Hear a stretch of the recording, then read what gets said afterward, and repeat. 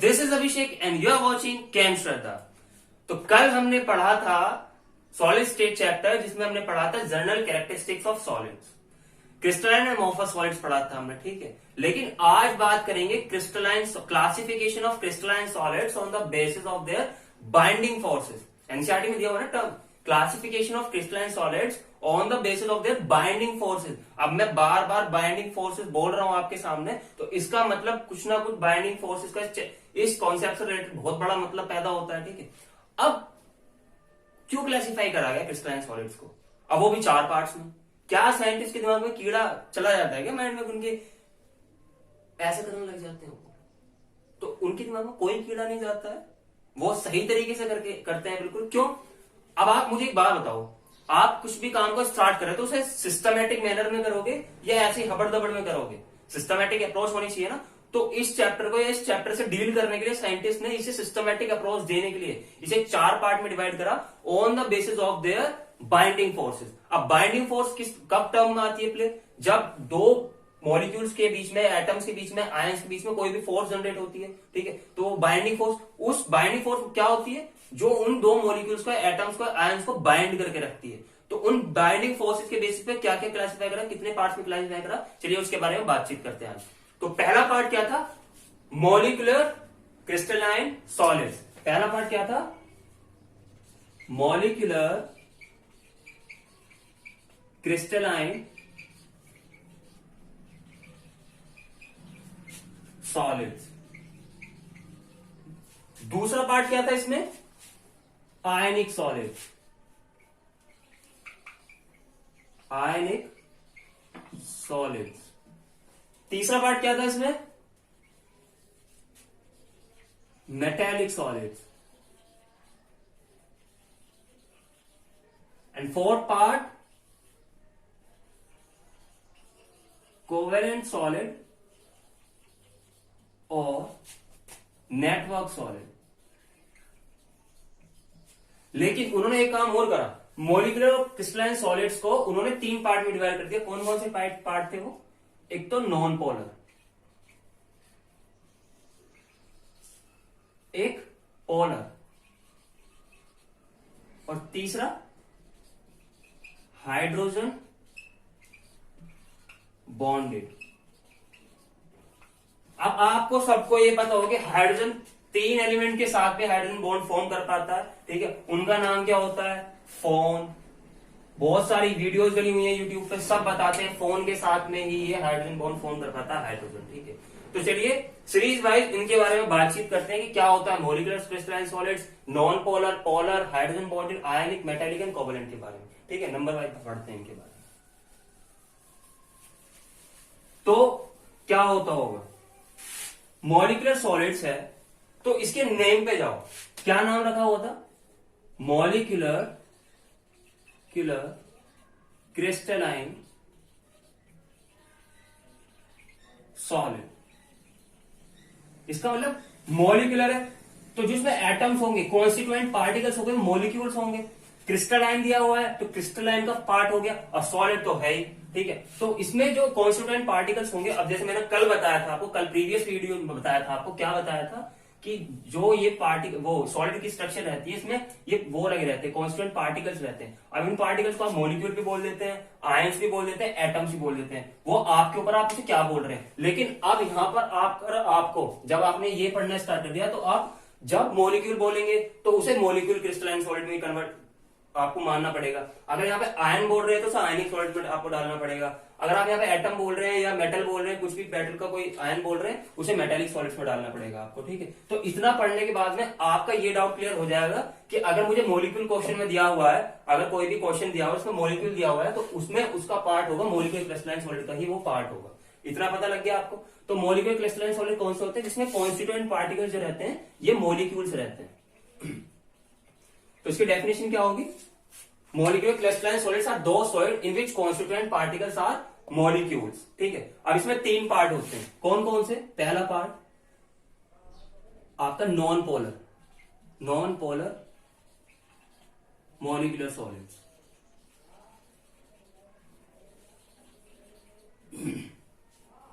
Non polar molecular solid से आप क्या समझते हैं?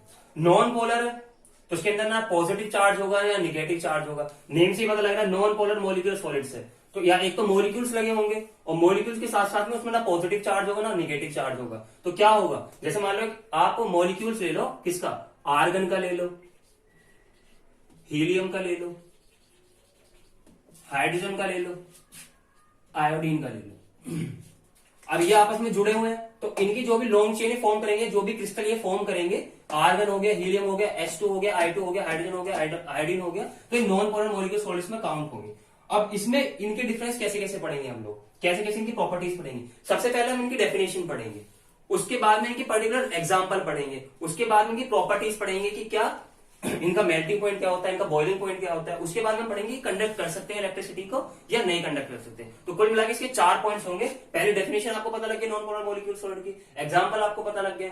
अब ये किस फोर्स से जुड़े रहते हैं, बाइंडिंग फोर्स कौन सी, अब पता है ना पहले कि बाइंडिंग फोर्स के बेसिस पे अपने आप को डिवाइड करके रखते हैं। तो इसके अंदर कौन सी बाइंडिंग फोर्स है, 2 हाइड्रोजन एटम के अंदर कौन सी बाइंडिंग फोर्स है, तो उस बाइंडिंग फोर्स का नाम होता है हमारा क्या, लंदन फोर्सेस। लंदन फोर्सेस, या और बोल देते हैं इसे डिस्पर्जन फोर्स। Dispersion force. अब क्लास 11th में आपने पढ़ा होगा केमिकल बॉन्डिंग के अंदर लैटिस एनर्जी। अब आप एक बार बताओ लैटिस एनर्जी क्या होती है। लैटिस एनर्जी जिसकी ज्यादा होती है उसका मेल्टिंग और बॉइलिंग पॉइंट भी ऑटोमेटिकली ज्यादा होता है। तो इसमें बात करते हैं लंदन फोर्स और डिस्पर्जन फोर्स, ये बहुत ज्यादा वीक फोर्स होती है। तो जब वीक फोर्स रहेंगी तो इन्हें तोड़ने में भी बहुत कम एनर्जी लगेगी, और जब तोड़ने में कम एनर्जी लगेगी तो उनका मेल्टिंग पॉइंट और बॉइलिंग पॉइंट भी क्या होगा, कम होगा। तो इसका नेक्स्ट पॉइंट क्या है, they have low melting point and boiling point. इनका लो मेल्टिंग पॉइंट होगा, बॉइलिंग पॉइंट होगा। अब चौथा पॉइंट क्या आता है, कंडक्ट कर सकते हैं इलेक्ट्रिसिटी को, नहीं कर सकते। अब इलेक्ट्रिसिटी को कौन कंडक्ट कर सकता है, जिसके अंदर फ्री इलेक्ट्रॉन्स हो। इलेक्ट्रिसिटी को कौन कंडक्ट करा सकता है, जिसके अंदर फ्री इलेक्ट्रॉन्स हो। इनके अंदर तो फ्री इलेक्ट्रॉन्स रहते ही नहीं है, तो ये कंडक्टर हो ही सकते। तो दे do not conduct electricity, they do not conduct electricity. तो होप आपको ये चारों पॉइंट्स क्लियर हो गए होंगे, ठीक है। इसके बाद हम पढ़ते हैं पोलर मोलिक्यूलर सॉलिड्स के बारे में। पोलर मोलिक्यूलर सॉलिड्स के बारे में बात करते हैं।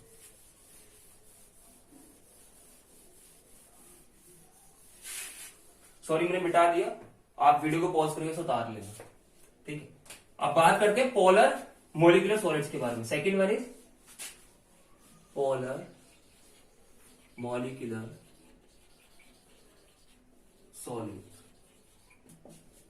ठीक है। अब क्या होते हैं, नाम से पता लग रहा है पोलर है, तो एक तो पॉजिटिव चार्ज होगा, एक नेगेटिव चार्ज होगा। डायपोल डायपोल इंटरेक्शन जाएगा इनके बीच में। मोलिकुलर सॉलिड का पार्ट है तो मोलिकुलर सॉलिड है, ठीक है। तो पहली प्रॉपर्टी क्या पढ़ेंगे, इसकी डेफिनेशन। डेफिनेशन तो आपको पता लगे क्या, कि एक पॉजिटिव चार्ज होगा, एक नेगेटिव चार्ज होगा, ठीक है। सेकंड पॉइंट क्या पढ़ते हैं, इसके एग्जांपल। एग्जांपल आप ले लो, जैसे कि आप ले लो सॉलिड NH3, सॉलिड NH3 नहीं, आप ले लो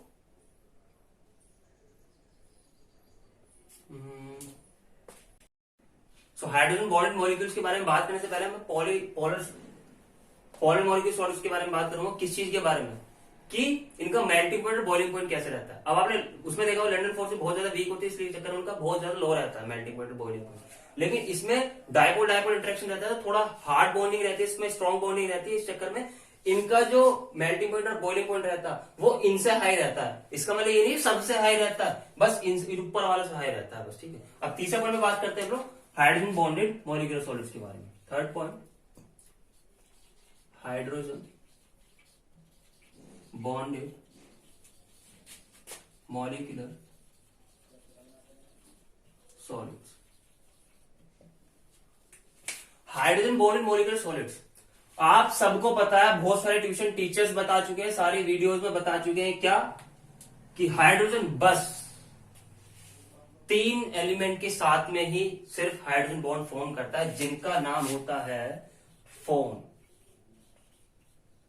फोन, PHONE वाला फोन नहीं, FON वाला फोन, ठीक है। ये भी पता होगा आपको, ये भी पता होगा, ये भी पता होगा, बताने की कोई जरूरत नहीं। अब इनके अंदर पोलर कोवेलेंट बॉन्डिंग रहती है हाइड्रोजन के साथ में। क्यों, जो हाइड्रोजन रहता है वो इनके साथ में, तीनों के साथ में, F के साथ में, ऑक्सीजन के साथ में, नाइट्रोजन के साथ में, इन तीनों के साथ में, फ्लोरीन, ऑक्सीजन, नाइट्रोजन के साथ में क्या बॉन्ड फॉर्म कर रहा?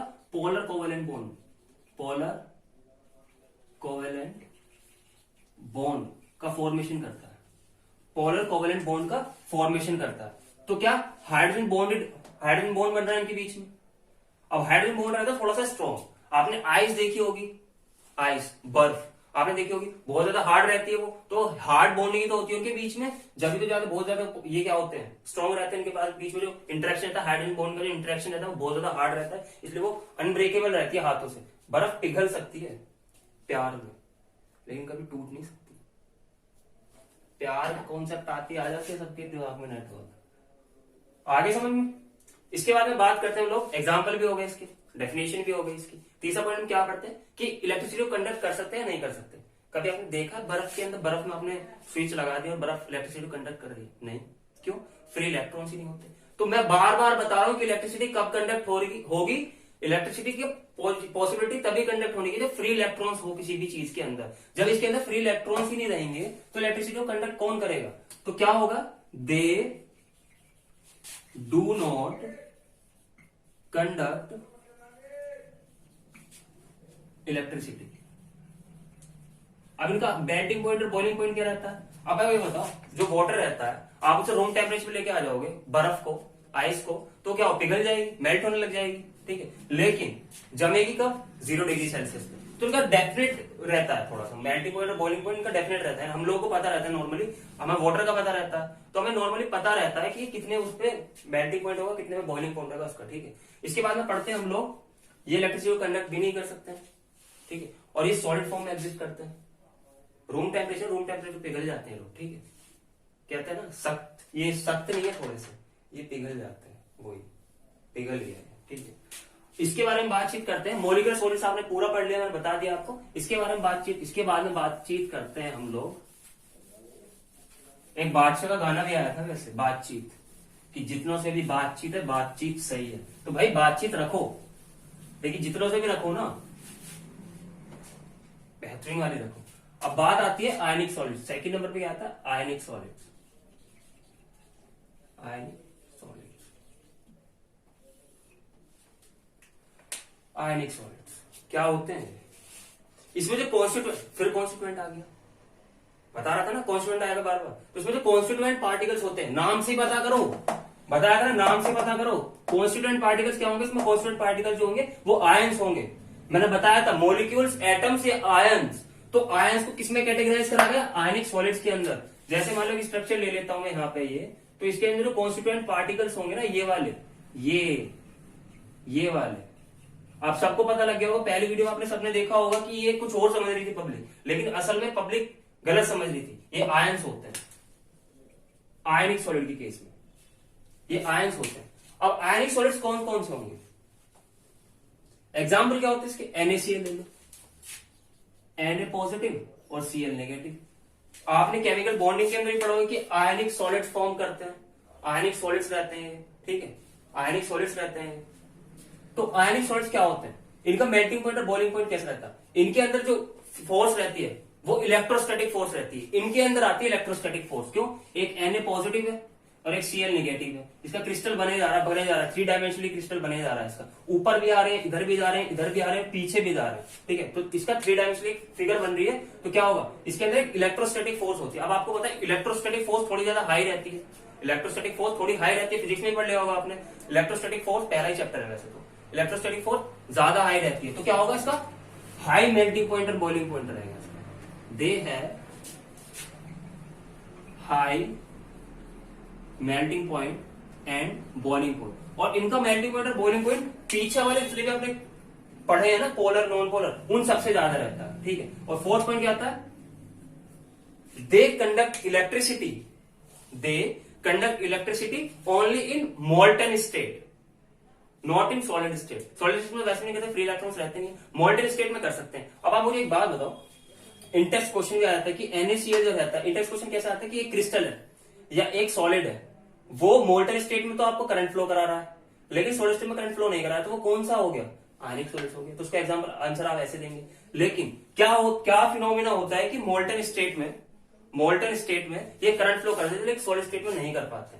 अब सॉलिड स्टेट में ऐसे जुड़े रहेंगे एटम्स, ऐसे जुड़े रहेंगे, तो अगर इसमें इलेक्ट्रिसिटी फ्लो करेंगे तो फ्री इलेक्ट्रॉन्स उसके अंदर है ही नहीं, तो कहां से फ्लो कर देगा। लेकिन अगर हम एक बीकर के अंदर पानी ले, और आपको एक अच्छी बात और बताऊं, पर लेकिन प्रैक्टिकल भाई करना मत लग जाना कभी मेरे ऊपर तुम बैंड बजवा दो, लेकिन एक बात बताता हूं, जो प्योरीफाई वाला वाटर रहता है ना, हमारा प्योरीफाइड वाटर जो रहता है, आरओ प्लस यूवी, आर और यूवी भी आपको कॉन्सेप्ट आएगा इसमें, किसमें आएगा, सॉल्यूशन में आएगा, reverse osmosis, ultra violent rays के बारे में पढ़ा जाएगा, रिवर्स ऑस्मोसिस के बारे में। लेकिन बात करते हैं इसके बारे में, मोल्टन स्टेट में क्या होता है, इलेक्ट्रॉन्स फ्री रहते हैं, मूव कर सकते हैं, इलेक्ट्रॉन्स मूव कर सकते हैं। आप एक बीकर के अंदर बिल्कुल प्योरीफाइड वाटर लो और उसके अंदर आप जादूगर होते हैं ना, करंट डालते रहते हैं पानी के अंदर, हाथ डाल दो करंट ही नहीं लगता, वो इसलिए लगता है क्योंकि जो प्योरीफाइड वाटर रहता है उसके अंदर फ्री आयंस ही नहीं रहते, जिसकी वजह से करंट फ्लो हो जाए। तो प्योरीफाइड वाटर में ज्यादातर करंट नहीं लगता है, लेकिन जो करंट लगेगा, आप सी वाटर ले लो, उसकी डेंसिटी ज्यादा होती है, उसमें NaCl के मॉलिक्यूल ज्यादा रहता है, NaCl के आयंस ज्यादा रहते हैं, तो क्या होगा उसके अंदर, उसके अंदर यही होगा, जब आप उसमें तार छोड़ेंगे ना पानी के अंदर, वायर डालेंगे उसके अंदर, इलेक्ट्रिसिटी फ्लो कराएंगे तो इजीली फ्लो हो जाएगी, और उसमें अगर आपने इतना से भी हार्ड टच कर दिया ना तो बाल स्पाइस कट हो जाएगा आपका, ठीक है। तो ये they do not conduct electricity in solid state, और दे आर इलेक्ट्रिकल इंसुलेटर्स, और they are electrical insulators. Electrical insulators क्या होते हैं, इलेक्ट्रिकल इंसुलेटर्स होते हैं वो जिनके अंदर से आप इलेक्ट्रिसिटी को पास नहीं कर सकते, इलेक्ट्रिकल इंसुलेटर्स हैं सॉलिड स्टेट में, कंडक्टर्स नहीं है, इलेक्ट्रिकल इंसुलेटर्स, इस पे ध्यान देना, यहां पे मिस्टेक ना हो जाए आपसे, ठीक है। They are electrical insulators but they are very good conductor in they are very good conductor in molten state। Example आपने पढ़ ली है इसकी, क्या NaCl होता है। तो ये थी बातचीत हमारी आयनिक सॉलिड्स के ऊपर, होप आपको समझ में आया होगा, आप कॉपी कर लीजिए इसे। इसके बाद में पढ़ते हैं हम नेक्स्ट कौन सा, मेटेलिक सॉलिड्स के बारे में बातचीत करते हैं।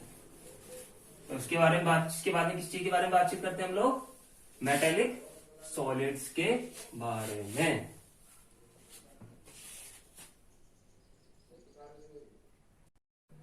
तो थर्ड पॉइंट इसमें आता है आपका मेटेलिक सॉलिड्स। मेटेलिक सॉलिड्स, नाम पे फोकस करना है, करिए, नाम पे फोकस कर लेते हैं हम लोग, मेटेलिक सॉलिड। मेटल्स कौन से होते हैं, ये मेटेलिक सॉलिड कौन से होते हैं, एक पॉजिटिव आयन के पास में, एक पॉजिटिवली चार्ज आयन है, उसके पास में अगर एक सी ऑफ इलेक्ट्रॉन्स है, सी ऑफ फ्री इलेक्ट्रॉन्स है, मोबाइल इलेक्ट्रॉन्स है, ठीक है। मोबाइल इलेक्ट्रॉन्स कौन से होते हैं, जो फ्रीली मूव करते रहते हैं, जो फ्रीली मूव करते रहते हैं। मान लो एक पॉजिटिवली चार्ज एटम है, कोई आयन है, इसके पास इलेक्ट्रॉन घूम रहे हैं, इलेक्ट्रॉन घूम रहे हैं, इलेक्ट्रॉन घूम रहे हैं, इलेक्ट्रॉन घूम रहे हैं। अब बच्चों को तो इजीली पता लग गया होगा, अब इलेक्ट्रॉन फ्रीली मूव कर रहे हैं तो हाईली इलेक्ट्रिसिटी कंडक्टर होंगे, तो आप बिल्कुल सही सोच रहे हैं, ठीक सोच रहे हैं। पहला पॉइंट क्या लिखेंगे इसमें हम लोग, कि जब एक पॉजिटिवली चार्ज आयन के आसपास फ्री इलेक्ट्रॉन्स, जो मोबाइल इलेक्ट्रॉन्स हेल्प करें, आपस में मिल जाए, तो उसे क्या बोलेंगे, मेटेलिक सॉलिड्स के अंदर प्रॉपर्टीज आती है, ठीक है।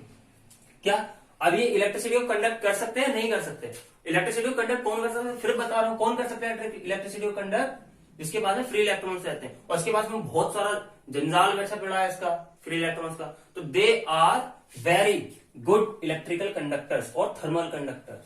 थर्मल कंडक्टर ये हीट का भी इजीली ट्रांसफर कर सकते हैं, इजीली हीट का भी इजीली ट्रांसफर कर सकते हैं, क्या, बिकॉज ऑफ, क्वेश्चन ये भी आ सकता है एग्जाम में आपके, कि मेटेलिक सॉलिड जो रहते हैं वो ज्यादा इलेक्ट्रिकल कंडक्टर क्यों रहते हैं, ठीक है, और ये ज्यादा थर्मल कंडक्टर क्यों रहते हैं, because of free electron, mobile electron, ठीक है। They are very good electrical conductors and thermal conductors and thermal conductors. और नेक्स्ट पॉइंट क्या आता है, they are malleable and ductile, are malleable and ductile. ये पॉइंट मैंने इसलिए लिखा है क्योंकि एनसीईआरटी के इंटेक्स क्वेश्चन में आपको क्वेश्चन दिया हुआ है कि वो सॉलिड आपको पहचानना है जो मैलिएबल और डक्टाइल होता है, तो आप उसमें इजीली बता सकते हैं वो मेटेलिक सॉलिड होता है। इंटेक्स क्वेश्चन भी करेंगे, उसमें बारे में बाद में आपको दोबारा से डिस्कस करेंगे, लेकिन अब कर लो, क्या फायदा, कर लो आप तो कॉपी कर लिया होगा आपने। इसके बाद में हम पढ़ते हैं कोवेलेंट और नेटवर्क सॉलिड के बारे में। ये क्लियर हो गया सबको? क्लियर हो गया ही होगा। तो इसके बाद में बात करते हैं हम क्या, कोवेलेंट और नेटवर्क सॉलिड के बारे में। अब कोवेलेंट और नेटवर्क सॉलिड के बारे में बात करने से पहले मैं एक बात बताना चाहता हूँ। कोवेलेंट सबको पता है कोवेलेंट बॉन्डिंग कौन सी होती है? क्लास 11th में केमिकल बॉन्डिंग चैप्टर में आपने अच्छे से पढ़ा हो कोवेलेंट बॉन्ड कौन से बॉन्ड होते हैं। Equally sharing of electrons, equally sharing of electrons कि भाई तू मुझे 50 रुपए दे रहा, मैं भी तुझे 50 रुपए दे दूंगा, तो इक्वली शेयरिंग हो रही है ना। तो कोवेलेंट और नेटवर्क सॉलिड भी इस टाइप के होते हैं। ये 4 पार्ट होता है इसका, क्या, कोवेलेंट और नेटवर्क सॉलिड्स, कोवेलेंट और नेटवर्क सॉलिड। अब कोवेलेंट और नेटवर्क सॉलिड, नेटवर्क यहां पे टर्म आ रही है, नाम पे फोकस करेंगे, नेटवर्क टर्म आ रही है तो बहुत बड़ा एक जायंट मॉलिक्यूल होगा, और नेटवर्क की वजह से इन्हें जायंट मॉलिक्यूल से बोलते हैं। क्यों? अगर मान लो मैं किसी भी चीज को ले लूं, इसके अंदर कोवेलेंट बॉन्डिंग फॉर्मेशन होती है और इसमें सारे के सारे जो रहते हैं वो नॉन मेटल्स रहते हैं, सारे के सारे जो रहते हैं वो नॉन मेटल्स रहते हैं, जुड़े रहते हैं जो आपस में, ठीक है, जो जुड़े रहते हैं। जैसे वो ले लो SiO2 ले लो, ठीक है, ALN ले लो आप। तो इसमें इसके एग्जांपल्स होते हैं कौन कौन से? डायमंड और सिलिकॉन कार्बाइड। इंटेक्स क्वेश्चन भी आता है इसके ऊपर, ध्यान देना इस पे। डायमंड, सिलिकॉन कार्बाइड और ग्रेफाइट भी होता है। और ग्रेफाइट भैया एक्सेप्शनल है, इस पे स्टार बना लेंगे। इसके रिलेटेड एक क्वेश्चन भी आया था बोर्ड में कई बार, उसके बारे में डिस्कस करूंगा। फिलहाल भी इस पे स्टार बना के रखिए, इसके बारे में बातचीत करते हैं इसे पढ़ाने के बाद में। तो डायमंड, सिलिकॉन कार्बाइड, ये 2 एग्जांपल्स होते हैं इसके कोवेलेंट और नेटवर्क सॉलिड के। तो एक नेटवर्क फॉर्म कर रहे हैं। आपने जब 10th क्लास में ऑर्गेनिक केमिस्ट्री पढ़ते हो, 10th क्लास वाली ऑर्गेनिक केमिस्ट्री, लखमीर सिंह, मंजीत कौर में जब आप पढ़ते हो, एनसीईआरटी में पढ़ते हो, तो उसमें क्या आता है? डायमंड की स्ट्रक्चर आती है, 3 एलोट्रॉप्स ऑफ कार्बन। कौन कौन से आते हैं? पहला ग्रेफाइट, दूसरा डायमंड, तीसरा बकमिनिस्टर फिलेरेंस। तो पहले जब दूसरे पार्ट में डायमंड पढ़ते हो तो आपको डायमंड की स्ट्रक्चर पता लग जाती है। कैसी स्ट्रक्चर होती है इसकी? फुटबॉल लाइक स्ट्रक्चर होती है। फुटबॉल लाइक स्ट्रक्चर 3 डायमेंशनली पूरा फैला हुआ होता है, जाल फैला होता है, तो इसलिए क्या होता है। और हाँ, इसमें भी फ्री इलेक्ट्रॉन्स रहते नहीं है, इसके अंदर ही फ्री इलेक्ट्रॉन्स नहीं रहेंगे तो क्या होगा? जब फ्री इलेक्ट्रॉन्स किसी के अंदर नहीं रहेंगे तो इसके अंदर इलेक्ट्रिकल कंडक्टिविटी बहुत ज्यादा लो होगी। इलेक्ट्रिकल कंडक्टर्स रहते ही नहीं है सब चीज। लेकिन ग्रेफाइट के अंदर बहुत सारी प्रॉपर्टीज रहती है। क्या रहती है कि एक तो सॉलिड लुब्रिकेंट का भी काम करता है और ये कंडक्ट भी करा देता है इलेक्ट्रिसिटी, ये कंडक्टर भी होता है। अब क्यों होता है? अब इलेक्ट्रिसिटी कौन कंडक्ट करवाएगा? जिसके अंदर फ्री इलेक्ट्रॉन्स रहेंगे, तो फ्री इलेक्ट्रॉन्स उसके अंदर रहते हैं, दैट्स व्हाई ये इलेक्ट्रिसिटी को कंडक्ट करा देता है। तो इसके बाद में ग्रेफाइट की एक एक्सेप्शनल प्रॉपर्टीज है, उसके बारे में पढ़ते हैं। होप आपको कोवेलेंट और नेटवर्क सॉलिड आपको क्लियर हो गया होगा, इसके एग्जांपल आपने कर लिए। अब इसकी बॉन्ड अगर इसमें थोड़ा सा हाई रहता है, इसलिए इसकी मेल्टिंग पॉइंट क्वाइट हाई रहता है थोड़ा सा, ठीक है। इसका जो मेल्टिंग पॉइंट और बॉइलिंग पॉइंट है बहुत ज्यादा हाई रहता है। अब डायमंड को गर्म करने लग जाओ तो भाई बहुत ज्यादा टेम्परेचर पर आपको पिघलेगा ना, वो मेल्ट होगा, तो इसी वजह से, ठीक है। इसके बारे में बात करते हैं। ग्रेफाइट की जो एक्सेप्शनल प्रॉपर्टीज है उनके बारे में हम बातचीत करेंगे कि ग्रेफाइट की एक्सेप्शनल प्रॉपर्टीज होती क्या है, क्यों इसमें करंट फ्लो हो जाता है और क्यों सॉलिड लुब्रिकेंट का काम करता है और लुब्रिकेंट क्या होते हैं। अब लुब्रिकेंट भाई मुझे क्यों याद रहता है?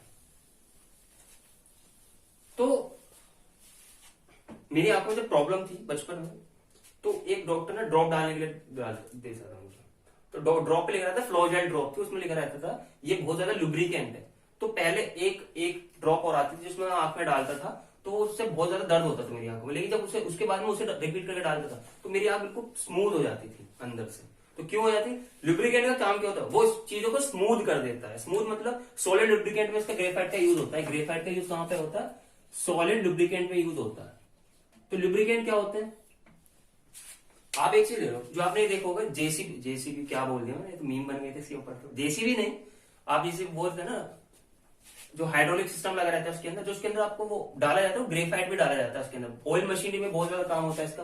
तो ये लुब्रिकेंट मतलब भी जो आपके जो सॉलिड जो पार्ट्स हैं किसी भी चीज के, किसी मशीनरी पार्ट्स हैं, वो अच्छे से वर्क करते हैं, उसके अंदर ये एज अ लिक्विड सॉल्यूशन डाला जाता है ग्रेफाइट, इसलिए इसे लुब्रिकेंट भी बोलते हैं। अब इसके अंदर इलेक्ट्रिसिटी क्यों कंडक्ट हो जाती है? आपको इधर साइड में एक इमेज दिख रही होगी ग्रेफाइट की, ठीक है। इसमें आप एक चीज देखो, इसके अंदर फ्री इलेक्ट्रॉन्स है, इसके अंदर एक फ्री इलेक्ट्रॉन्स क्या आपको पता है कि टेट्रावैलेंसी होती है कार्बन की, 4 बॉन्ड फॉर्म करता है, लेकिन इसमें एक एटम ऐसा जुड़ा हुआ होता है जो सिर्फ 3 बॉन्ड की फॉर्मेशन कर देता है, 4 बॉन्ड की फॉर्मेशन नहीं करता, तो उसमें एक फ्री इलेक्ट्रॉन बच जाता है। और वो फ्री इलेक्ट्रॉन जब पूरा नेटवर्क बनता चला जाता है, पूरा नेटवर्क बनता चला जाता है, तो क्या होता है, वो फ्री इलेक्ट्रॉन किस चीज में काम आएगा, आपके इलेक्ट्रिसिटी कंडक्ट करने में आएगा काम। तो एक एक्टिविटी भी आती है, जब मैं 10th क्लास में, तो मैंने एक एक्टिविटी भी करी थी। एक्टिविटी क्या थी, हमें प्रोजेक्ट मिला था स्कूल से करने के लिए। स्कूल में प्रोजेक्ट क्या था कि मैंने क्या बनाया था, इधर एक वायर लिया, इधर एक वायर लिया, उसके अंदर करंट फ्लो करा दिया, उसके ऊपर पेंसिल लग दी, दोनों साइड से शार्प करके पेंसिल लग दी, तो पूरी पेंसिल तो जल गई और उसके अंदर बिल्कुल रेड रेड सा मार्क आया, तो हीट को भी अच्छे से ट्रांसफर कर रहा था ग्रेफाइट, और इलेक्ट्रिसिटी भी कंडक्ट अच्छे से कर रहा था। तो वो वाला एक्सपेरिमेंट होता है ग्रेफाइट की कंडक्टिविटी चेक करने के लिए, ठीक है। और ये लुब्रिकेंट भी होता है, और सॉलिड फॉर्म में क्यों एग्जिस्ट करता है, इतना बड़ा नेटवर्क फॉर्म हो रहा है, आप देखो इमेज में आप देख रहे होगे, इतना बड़ा नेटवर्क फॉर्म हो रहा है, तो भाई सॉलिड फॉर्म में तो इतना बड़ा नेटवर्क फॉर्म हो सकता है, तो इसलिए सॉलिड फॉर्म में एग्जिस्ट करता है, और इलेक्ट्रिकल कंडक्टर भी अच्छा रहता है, और ये लुब्रिकेंट की तरह भी यूज होता है। तो ये इलेक्ट्रिकल कंडक्टर होता है, तो इलेक्ट्रिसिटी का कंडक्ट कर देता है इजीली।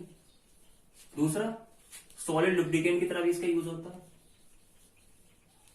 कैंट की तरह भी इसका यूज होता है, ठीक है, सॉलिड लुब्रिकेंट की तरह भी होता है। और ये एग्जिस्ट करता है किसमें, exist in solid form, exist in solid form.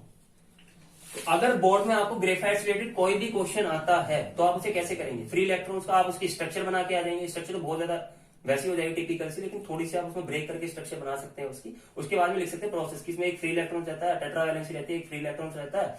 उसके बाद में ये इसलिए फ्री इलेक्ट्रॉन्स की वजह से इलेक्ट्रिसिटी को कंडक्ट करा देता है इजीली। तो होप आपको ये क्लियर होगा ग्रेफाइट का भी। एनसीईआरटी में दिया हुआ छोटा सा, इसलिए मुझे समझाना जरूरी समझा, और इंपॉर्टेंट भी है, इसलिए मैंने समझा दिया आपको। इसके बाद में बातचीत करते हैं हम आपकी एनसीईआरटी बुक के इंटेक्स क्वेश्चंस के बारे में। लेकिन जैसे मैं पढ़ाता जा रहा हूं, पहले मैंने पूरी आपने वीडियो देख ली होगी, आपके जितने भी इंटेक्स क्वेश्चन आगे के वो सारे मैं क्लियर करा चुका हूं, लेकिन अब सीरीज भाई इंटेक्स क्वेश्चन के बारे में बातचीत करते हैं।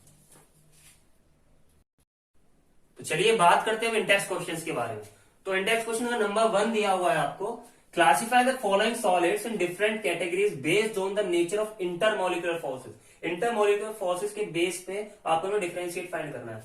क्या दिया हुआ है क्वेश्चन आपको, क्वेश्चन ये दिया हुआ है आपको, potassium sulphate, tin, benzene, urea, ammonia, water, zinc sulphide, graphite, rubidium, argon, silicon carbide, ठीक है। अब आप एक बार बताओ, मोलिकुलर सॉल्ट में बेंजीन क्या आएगा, बेंजीन कौन सा होगा, नॉन पोलर वाला होगा, non polar. Urea non polar, ammonia, argon, water, ये भी पोलर, ये भी पोलर, ये भी पोलर, ये हाइड्रोजन बॉन्डेड, ये कौन सा होगा, हाइड्रोजन बॉन्डेड वाला होगा, ये हाइड्रोजन बॉन्ड। आयनिक में कौन सा होगा, जिंक सल्फाइड। एग्जांपल मैंने आपको पढ़ाया था आयनिक, वो उसमें तब दिया था मैंने। मेटालिक में टिन आ जाएगा, रुबिडियम यानी कि मेटल्स होते हैं सारे के सारे, इसमें मेटेलिक वाले उसमें आते हैं पीरियोडिक टेबल में। कोवेलेंट कौन से होते हैं, ग्रेफाइट, एक्सेप्शनल प्रॉपर्टीज बताई थी इससे पहले अभी। सिलिकॉन कार्बाइड भी एग्जांपल दिया था, किसमें मैंने, कोवेलेंट सॉलिड्स में दिया था एग्जांपल, ठीक है। अब दूसरा क्वेश्चन क्या आता है, solid A is very hard, solid A is very hard electrical insulator in solid as well in molten state. Solid state में भी मोल्टन स्टेट में भी वो क्या है, एक इलेक्ट्रिकल इंसुलेटर है, and melts at extremely high temperature. What type of solid is it. तो एक तो क्या हो रहा है, मेल्ट हो रहा है बहुत एक्सट्रीमली हाई टेम्परेचर पर, और इलेक्ट्रिकल इंसुलेटर, तो ऐसा तो एक ही है भाई, वो कौन सा है, ऐसा कौन सा है फिर वो, ऐसा सिर्फ एक है हमारा, वो है covalent solid. Covalent solid, covalent और नेटवर्क सॉलिड। कोवेलेंट और नेटवर्क सॉलिड कौन से सॉलिड होते हैं, अब इनका मेल्टिंग पॉइंट और बॉइलिंग पॉइंट हाई रहता है, क्यों, अब आप डायमंड को गर्म करने लग जाओ, मेल्ट करने लग जाओ, डायमंड तो बहुत एक्सट्रीमली हाई टेम्परेचर पर गर्म होगा, और इलेक्ट्रिकल इंसुलेटर भी है। लेकिन ग्रेफाइट का केस मत ऐड करना है इसके अंदर, ग्रेफाइट का केस अलग रहता है, आता है इसी के अंदर, लेकिन केस अलग रहता है। जैसे मेटल्स कौन कौन से होते हैं, जैसे मान लो ये सॉलिड में कौन सा आता है तुम्हारा, वो भी आता है, मरकरी भी आता है, लेकिन सॉलिड में आता है, लेकिन प्रॉपर्टी कैसी शो करता है, लिक्विड वाली। इसके अंदर ऐसी सीन रहता है ग्रेफाइट का भी, ठीक है। तो इसमें कौन सा होगा, दूसरे का आंसर क्या आएगा, वो कोवेलेंट सॉलिड, कोवेलेंट और एंड नेटवर्क सॉलिड, सॉरी और आएगा, और नेटवर्क सॉलिड, ठीक है। अब नेक्स्ट क्वेश्चन क्या आता है, थर्ड क्वेश्चन का आंसर क्या है, थर्ड क्वेश्चन पढ़ लेते हैं हम एक बार। Ionic solids conduct electricity in molten state but not in solid state, explain. Ionic solid जो होते हैं कंडक्ट करते हैं इलेक्ट्रिसिटी को मोल्टन स्टेट में, लेकिन कंडक्ट नहीं करते सॉलिड स्टेट में, क्यों, due to free electrons. Free electrons की वजह से वो क्या करते हैं, कंडक्ट कर देते हैं क्या, इलेक्ट्रिसिटी को मोल्टन स्टेट में, इजी। नेक्स्ट क्या आता है आपका, what type of solids are electrical conductors malleable ductile. बताया था प्रॉपर्टी मेलिबल डक्टाइल पे जो मैंने आपको फोकस लगाया था, वो कौन से होते हैं? Metallic solids. वो कौन से होते हैं? Metallic solids. तो तीसरे का आंसर क्या आएगा इसमें? आएगा आपका तीसरा आएगा, तीसरा तो आपको पता ही चल गया। चौथे का आंसर आएगा इसमें आपको क्या? वो होते मेटालिक सॉलिड्स।